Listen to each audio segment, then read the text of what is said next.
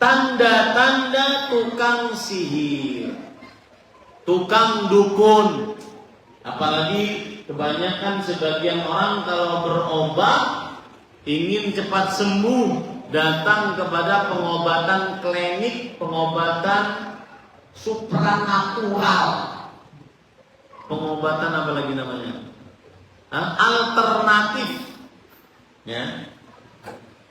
Maka dengan tanda-tanda ini Bapak bisa tahu ini tukang ruqyah yang benar sesuai Al-Quran atau hadis, atau ini tukang sihir, tukang dukun. Perhatikan tanda-tandanya. Yang pertama, bertanya kepada pasien nama ibu. Kenapa? Karena kalau seandainya ada fulan, misalkan namanya sinten? John. Ya, wahai John, siapa nama ibumu? Nama ibunya Tukiem. Kata si John, berarti kamu John bin Tukiem. Ini kalau sudah seperti ini berarti dia tidak punya bapak. Kalau tidak punya bapak berarti dia anak haram. Kalau anak haram berarti sudah gugur kehormatannya. Itulah tujuan mengapa bertanya tentang nama ibu. Ya. Yang kedua, minta bekas yang dipakai oleh pasien.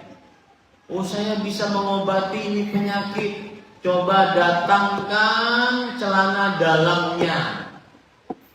Coba datangkan BH-nya. Coba datangkan bajunya.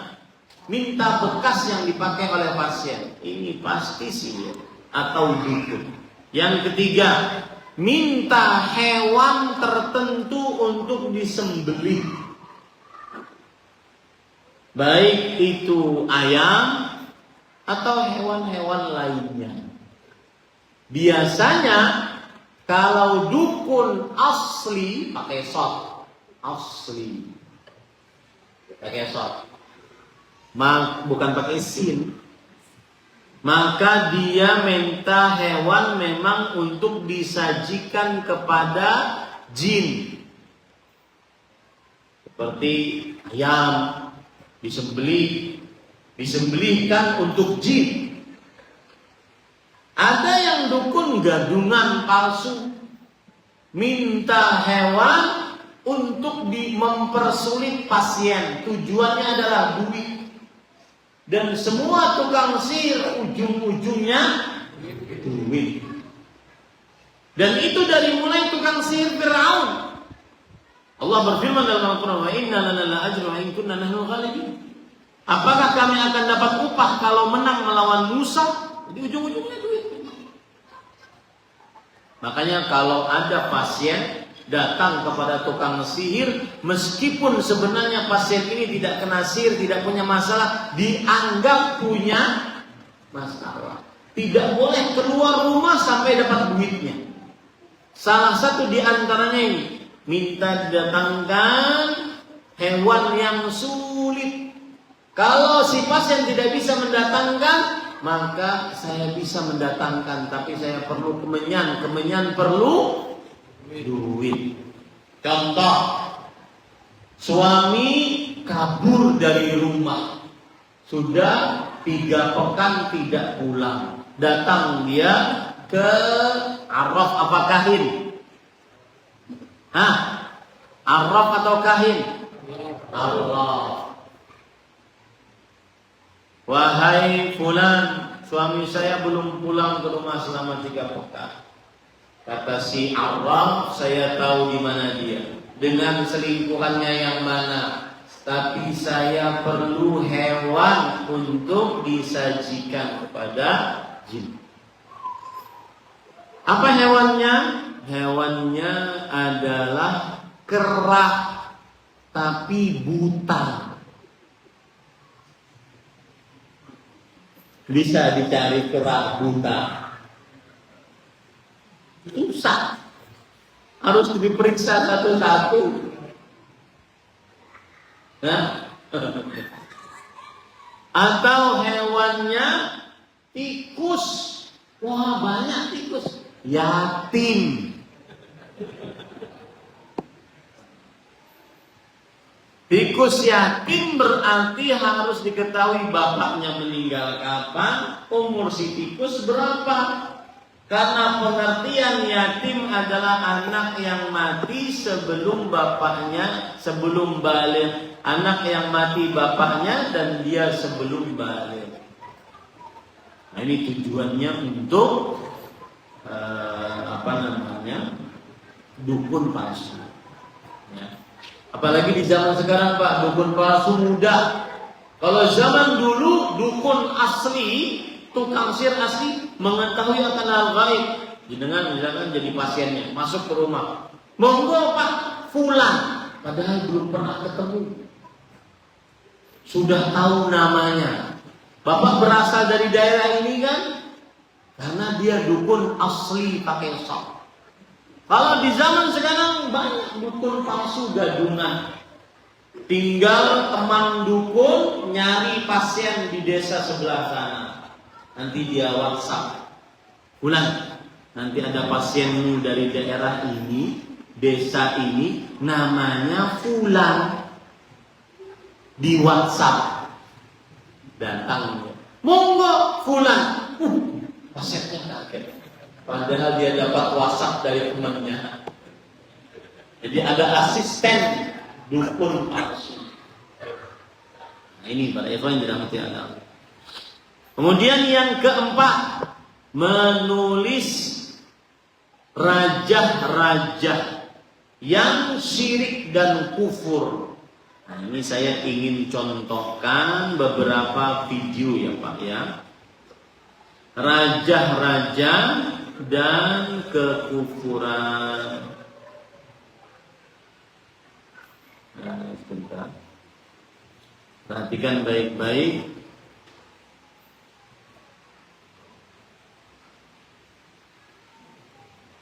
Saya akan mencontohkan video yang pertama berkaitan dengan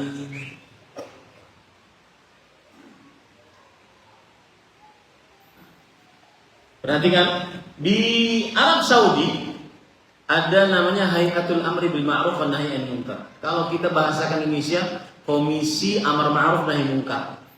Salah satu bagian dari komisi itu Komisi Pemberantasan Dukun dan Sihir, KPDS. Kalau kita di Indonesia baru ada KPK. Ini apa? Ngapain ini? Ini nyari buhul. Ya, ini nyari buhul. Biasanya buhul itu saya sudah bilang dari awal, setiap praktek sihir pasti ada buhulnya. Biasanya buhul itu disimpan di tempat yang susah dijamah, di antaranya dikubur, di antaranya diletakkan dikubur di kuburan yang sudah tidak dihuni, di antaranya dilempar di pinggir laut sehingga tidak rusak. Selama buhulnya tidak rusak, maka selama itu pengaruh sihirnya manjur. Maka kalau ada jenengan naudzubillah ataupun keluarga yang kena sihir, maka cari buhulnya. Lihat ini sekarang. Di mana disimpan buhulnya? Di kaleng. Kaleng besi susah untuk rusaknya. Ya, susah untuk rusaknya. Nah, kemudian setelah itu didapat. Baik, ini ada pertanyaan mungkin, Ustaz, didapat dari mana ini? Dari mana tahunya? Dari dukun yang ditangkap. Dia diinterogasi, kemudian dia ngaku bahwa dapat di sini. Lihat, nanti kita akan lihat di sini ada praktek-praktek sihirnya. Saya perlu cepat. Nah, kepala ikan tongkol. Kemudian diikat, lihat ada praktek buhulnya. Pasti sihir selalu ada praktek buhulnya. Sihir selalu ada praktek buhul. Yang menjadi pembicaraan kita bahwa buhul selalu ada pada sihir, kemudian disimpan di tempat yang apa? Yang sulit dijamah sehingga tidak bisa rusak. Ya. Di dalamnya nanti ada lagi prakteknya. Nah, ini praktek. Inilah yang menyebabkan sakit pada perasaan atau pada tubuh manusia. Gitu ya. Nah, lihat. Siapa yang mendapati seperti ini dihancurkan dengan cara dibuka dulu praktek buhulnya. Saya cukupkan. Saya ingin cerita. Saya kerja di Arab Saudi yang saya ceritakan tadi di kota Dammam. Ada seorang Arab Saudi datang dengan TKW-nya, tenaga kerja wanita. Kemudian mengatakan, wahai Ahmad, ini perempuan sudah mensihir keluarga kami. Ini buktinya. Buktinya apa? Rambut yang diikat-ikat. Antum tahu rambut diikat bagaimana sulitnya untuk membuka. Harus dibuka dulu. Jangan sampai langsung dibakar, dibuka dulu. Maka saya baca Al-Fatihah, Al-Ikhlas, Al-Falaq, An-Nas. Wallahi itu rambut yang kecil-kecil bisa terbuka demi Allah saya bilang. Saya baca itu. Baru setelah itu dibakar dan sembuh keluarga tersebut. Di apa yang saya omongin ini berdasarkan apa yang sudah saya kerjakan dan praktek nyata. Ya.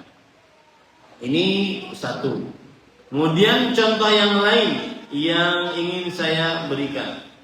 Ini perhatikan, ini adalah yang saya katakan tadi. Ini dukun asli. Pakai sok. Ini sudah masuk, ini kejadian sudah lama ya. Ini sudah masuk mahkamah pengadilan.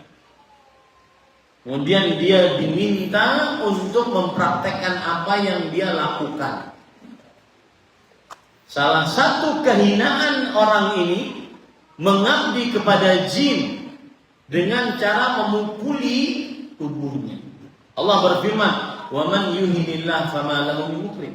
Siapa yang dihinakan oleh Allah, tidak ada yang ya. Ini suaranya besar, sakit. Ini dia menghinakan dirinya di hadapan saya. Kemudian di sini juga perhatikan, dia akan memperlihatkan di sini. Nah, ini sedang membicarakan tadi penyembelihan ayam untuk dikurbankan kepada jin, disajikan kepada jin. Maka disebutkan oleh Syekh ini, kamar ini sangat bau karena disiramkan air darah ayam tadi. Kemudian ini adalah bentuk sujudnya dia kepada jin. Bentuk sujudnya tadi kepada jin. Orang ini menjadi pelajaran bagi kita. Syekh yang ini, Syekh Adil bin Tahir Al-Muqbil namanya. Beliau bercerita, suatu saat saya mengintai orang ini untuk ditangkap. Dan dia diintai di mana, Pak? Bukan di hutan, bukan di masjid. Makanya saya tadi bilang dari awal, jangan dikira yang ahli sholat, bahkan ahli hafal Quran, tapi dia tukang sihir, tukang dukun. Diminta di masjid, bisa ditangkap. Ketika ditangkap, nangis. Bukan karena takut. Ditanya oleh Syekh, kenapa engkau nangis? Saya nangis bukan karena takut, tapi saya menangis sedih. Saya memelihara ribuan jin. Kenapa saat ditangkap tidak ada satu jin pun yang memberitahu saya? Ya. Kemudian Syekh mengatakan, mungkin sesajimu kurang. Kata orang tersebut, enggak, saya punya perawan di rumah. Ingat Pak, urusan sihir dukun, urusan seks sudah lewat bagi tukang sihir, tukang dukun. Mereka bukan untuk berzina lagi. Saya punya perawan, tujuannya apabila haid, darah haidnya diambil, dituliskan ayat kursi dengan darah haid tersebut. Seperti yang sudah saya ungkap tadi. Tanda tukang sihir adalah menghinakan syariat Islam. Ya, itu adalah contoh yang selanjutnya. Nah, ini yang terakhir. Lihat, ini beberapa contoh sihir, contoh ajimat. Nah, ini tadi raja-raja pada kain. Satu, raja-raja pada kain. Kemudian pada kertas. Siapa saja yang berobat diberikan raja seperti ini, maka pasti dia tukang sihir, tukang dukun. Nah, kemudian ini perhatikan, ini penting, ini video. Ini adalah sebuah jimat. Di dalam disuruh dipakai, biasanya disuruh digantung, ditempel dan seterusnya. Lihat apa yang tertulis pada jimat tersebut. Tulisannya adalah, perhatikan baik-baik. Nah, ini. Lihat tulisannya. Raja-raja yang tidak ada artinya. Disebutkan di sini tulisannya bahasa Arab, la ilaha huwa. Tidak ada Tuhan. Ya. Orang kadang tidak paham bahasa Arab. Oh, ini saya dapat raja. Ya, padahal ini adalah sumber kesyirikan. Kemudian ini juga, nih yang saya sebutkan tadi. Bismillahirrahmanirrahim, hurufnya terputus-putus. Ini penghinaan terhadap Bismillahirrahmanirrahim. Dan ini sangat banyak di masyarakat. Baik ditulis pada telur, ditulis pada kain, ditulis pada cincin, ditulis pada baju. Ini sangat banyak di masyarakat. Ya, diperhatikan baik-baik. Lihat di sini, Allahnya di bawah, sedangkan sin mimnya di atas. Sin mim summun, yang artinya racun. Ini menghinakan nama Allah Subhanahu wa ta'ala. Nah, ini juga, ini termasuk daripada tolasing namanya, jimat-jimat. Digantung biasanya di warung, mobil, di rumah, ya, digantung. Termasuk jimat di mobil digantung pangkat bintang jenderal. Tujuannya apa?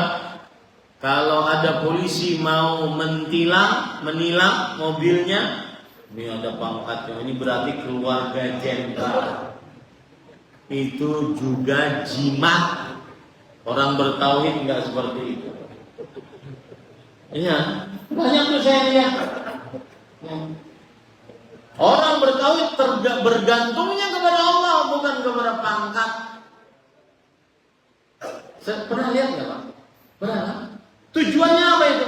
Agar diketahui bahwasanya saya keluarganya tentara. Baik. Kemudian perhatikan baik-baik. Nah, ini termasuk juga kerang-kerang jauhi, Pak.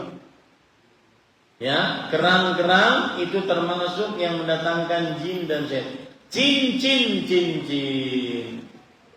yang ada raja di dalamnya. Maka cincin mubah. Tetapi yang ada rajah-rajah tulisannya, ini adalah jima yang tidak diperbolehkan untuk dipakai. Kemudian termasuk di dalamnya juga adalah ini. Perhatikan, ini tulisan kadang-kadang dianggap sebagai karya kaligrafi. Tetapi di baliknya, perhatikan, di baliknya adalah sihir. Nah, ya, hati-hati. Ini termasuk daripada sihir.